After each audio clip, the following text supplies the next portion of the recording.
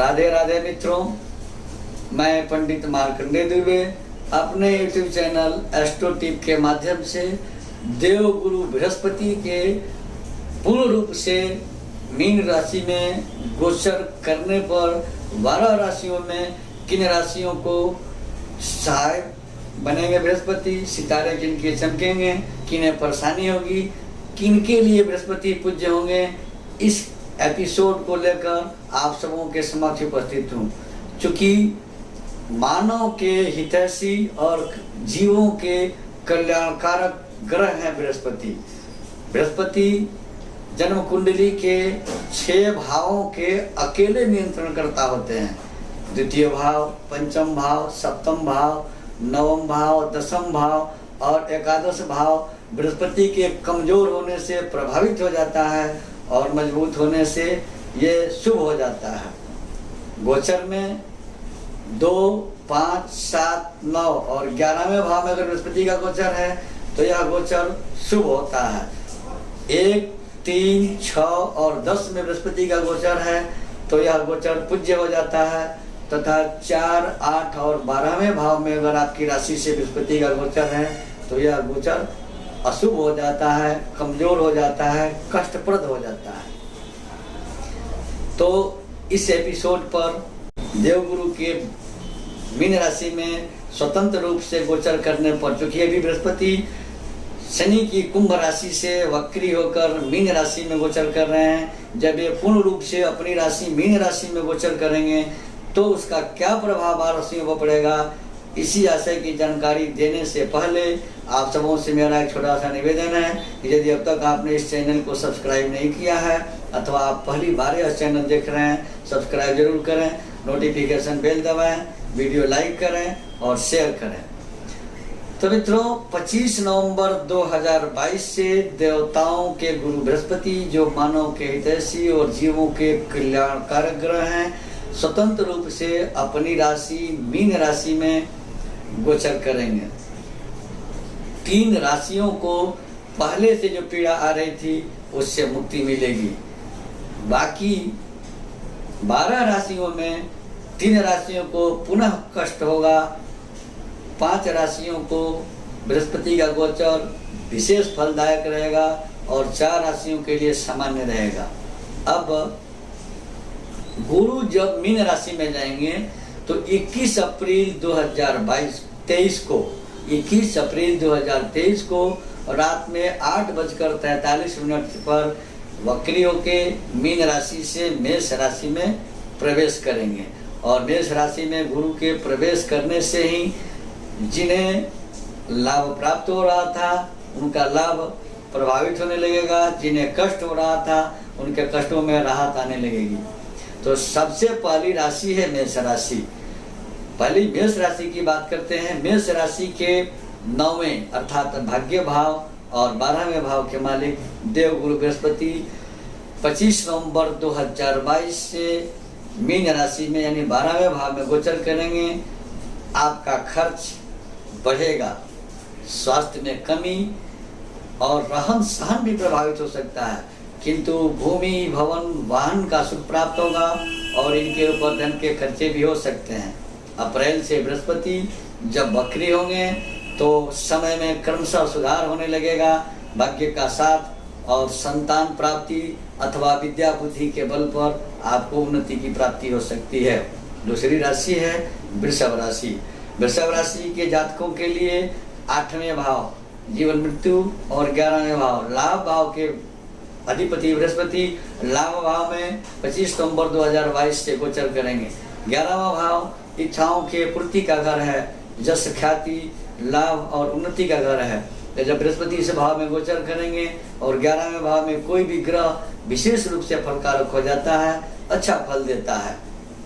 तो बृहस्पति के मीन राशि में गोचर करने से वृषभ राशि के जातकों को लाभ, उन्नति, सहयोग, विवाह और व्यापार दोनों का सुख प्राप्त हो सकता है। घर में मांगलिक कार्यों का आयोजन हो सकता है। अप्रैल महीने से खर्च में बढ़ोतरी हो सकती है, आराम की कमी और स्वास्थ्य में कमी आ सकती है। तीसरी राशि है मिथुन राशि। मिथुन राशि के जातकों के 7वें और 10वें भाव के अधिपति बृहस्पति 10वें भाव में गोचर करेंगे 25 नवंबर 2022 से, और यहाँ बनेगा हंस नामक राजयोग। हंस नामक राजयोग का लाभ मिथुन राशि के जातकों को मिलेगा। कर्म से धन की प्राप्ति और परिवार का सुख, नए भवन वाहन का सुख भी प्राप्त हो सकता है। अप्रैल से जब बृहस्पति मेष राशि में गोचर करेंगे तो अचानक आपके लाभ में बढ़ोतरी हो सकती है। संतान प्राप्ति अथवा संतान से सुख या संतान की उन्नति तथा प्रतियोगिता की परीक्षाओं में सफलता की प्राप्ति हो सकती है। चौथी राशि है कर्क राशि।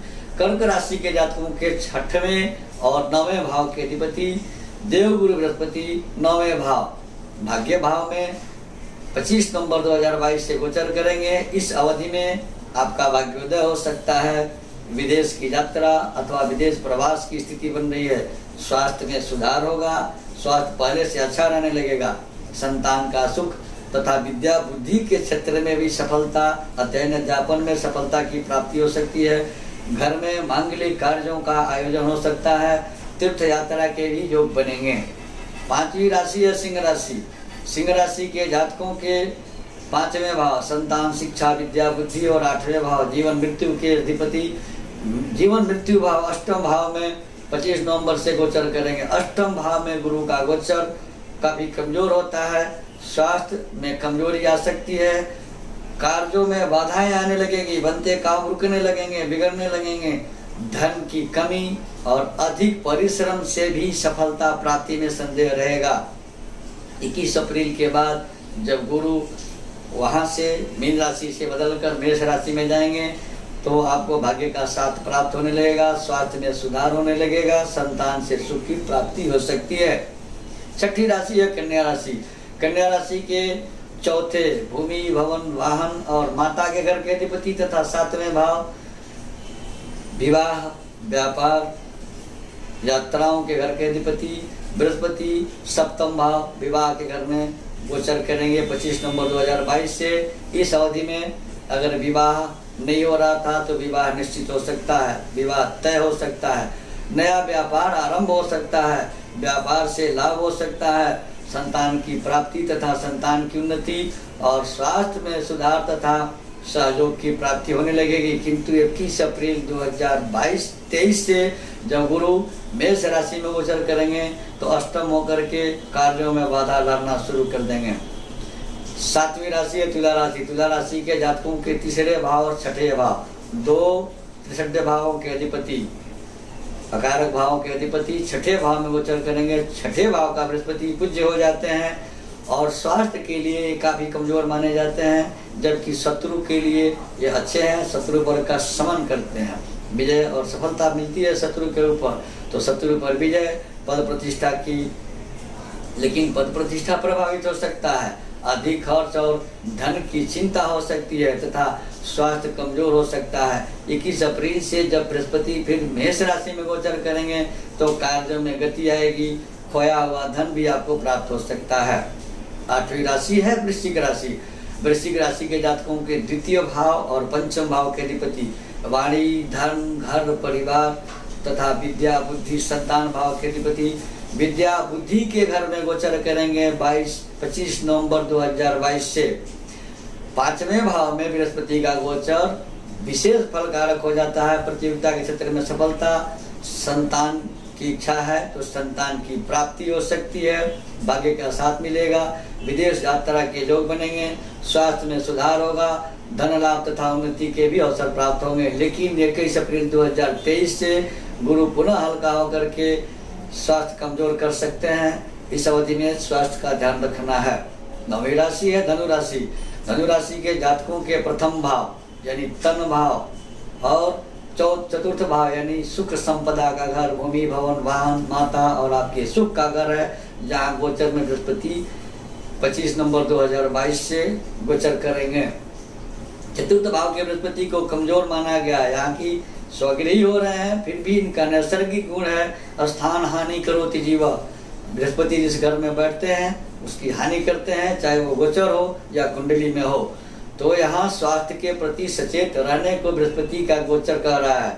इस अवधि में सुख के साधन भूमि भवन वाहन तथा माता का सुख मिलेगा, किंतु ये सभी प्रभावित हो सकते हैं। स्वास्थ्य में कमी आ सकती है, धन की कमी महसूस हो सकती है। 21 अप्रैल के बाद जब गुरु पंचम में गोचर करेंगे तो बुद्धि विवेक काम आएगा, प्रतियोगी परीक्षाओं में सफलता, भाग्य का साथ और स्वास्थ्य में सुधार होगा। 10वीं राशि है मकर राशि। मकर राशि के जातकों के तीसरे भाव में देवगुरु बृहस्पति का गोचर 25 नवंबर से होगा, जो खर्च के घर यानी 12वें घर और पराक्रम का घर तीसरे घर के अधिपति हैं और तीसरे भाव में गोचर करेंगे। अपनों से संबंध कमजोर हो सकता है, सम्मान प्रभावित हो सकता है, किंतु अविवाहितों के विवाह के प्रस्ताव मिल सकते हैं, विवाह संबंधी वार्ता हो सकती है, धार्मिक यात्रा और अचानक लाभ हो सकता है। 21 अप्रैल के बाद आपका स्वास्थ्य प्रभावित हो सकता है, क्योंकि चतुर्थ भाव में गुरु का गोचर होगा और पहले से ही चतुर्थ भाव में राहु का गोचर चल रहा है। अतः 21 अप्रैल के बाद स्वास्थ्य के प्रति सचेत रहने की जरूरत है। 11वीं राशि है कुंभ राशि। कुंभ राशि के जातकों के 11वें भाव लाभ भाव और द्वितीय भाव धन भाव वाणी कुटुंब घर परिवार के अधिपति दूसरे भाव में धन के घर में गोचर करेंगे। यहाँ बृहस्पति का गोचर शुभ है, धन भाव में गुरु का गोचर, घर परिवार का सुख, किंतु अधिक धन की चिंता कराएगा। धन की चिंता बराबर लगी रहेगी। अपने रहन सहन तथा सम्मान की भी चिंता हो सकती है। 21 अप्रैल के बाद गुरु का गोचर तृतीय भाव में होगा। सहयोगियों से अपने साथियों से संबंध कमजोर हो सकते हैं, अतः इस अवधि में सचेत रहने की जरूरत है। 12वीं राशि है और अंतिम राशि है मीन राशि। मीन राशि के जातकों के प्रथम भाव और दशम भाव कर्म भाव और तन भाव के अधिपति देवगुरु बृहस्पति का गोचर अपनी राशि मीन राशि में हो रहा है और यहाँ पुनः हंस नामक राजयोग बन रहा है। क्योंकि 4 राशियों को हंस योग बन रहा है, मिथुन राशि, कन्या राशि, धनु राशि और मीन राशि। तो मीन राशि के जातकों के प्रथम भाव में गुरु का गोचर, अगर विवाह नहीं हो रहा है, विवाह नहीं तय हो रहा था तो उसका सुख प्राप्त होगा, संतान से सुख प्राप्त होगा, भाग्योदय हो सकता है, विदेश यात्रा और विदेश प्रवास भी हो सकता है। 21 अप्रैल से गुरु का गोचर जब बकरी होकर के धन भाव में होगा तो पुनः धन की वर्षा होने लगेगी और गुरु वर्ष भर शुभ रहेंगे। मित्रों, सबसे पहला निवेदन है कि जब भी आप राशिफल देखें, कोई भी ग्रह का राशिफल हो, किसी भी ग्रह का गोचर का फल हो, तो अपने चंद्र राशि से देखें, क्योंकि चंद्र राशि ही आपकी राशि है और वही से यह गणना सटीक होती है। अब अंत में किन राशियों के लिए गुरु पूज्य हैं, तो पूज्य हैं मीन राशि के लिए, मकर राशि के लिए, तुला राशि के लिए और मिथुन राशि के लिए। इस राशि के जातक नियमित पूजा में देवगुरु बृहस्पति के मंत्र ओम ब्रिंग बृहस्पति नमः का 108 बार नियमित जप करें।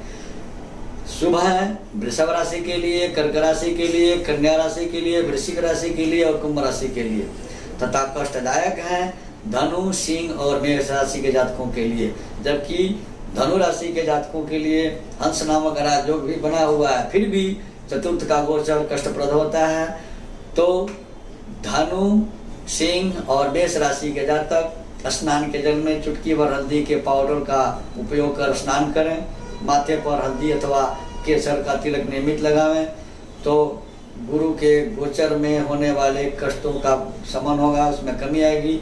इस अवधि में धनु, सिंह और मेष राशि के जातक मांसाहार बिल्कुल ही न करें, क्योंकि देव गुरु धर्म के गुरु हैं, देवताओं के गुरु हैं, अध्यात्म के गुरु हैं, इसलिए इस अवधि में मांसाहार बिल्कुल न करें। बने रहे हमारे साथ इस तरह के ज्योतिष, वास्तु, धार्मिक पर्व त्योहारों के एपिसोड के लिए। हमारे यहाँ वास्तु विजिट किया जाता है, कुंडली बनाई जाती है, वाराणसी के पंडितों के द्वारा बड़े से बड़े जगह और अनुष्ठान आदि करवाए जाते हैं। जिनकी सज्जन को इसकी आवश्यकता हो, स्क्रॉल पर दिए गए हमारे नंबर से संपर्क कर अपॉइंटमेंट लेकर वास्तु विजिट करवा सकते हैं, कुंडली बनवा सकते हैं। वाराणसी के पंडितों के द्वारा यज्ञ अनुष्ठान हवन आदि भी करवा सकते हैं। हमारे यहाँ से सभी प्रकार के प्रमाणिक रत्न और रुद्राक्ष सर्टिफिकेट के साथ उचित मूल्य प्राप्त कर सकते हैं। धन्यवाद। राधे राधे।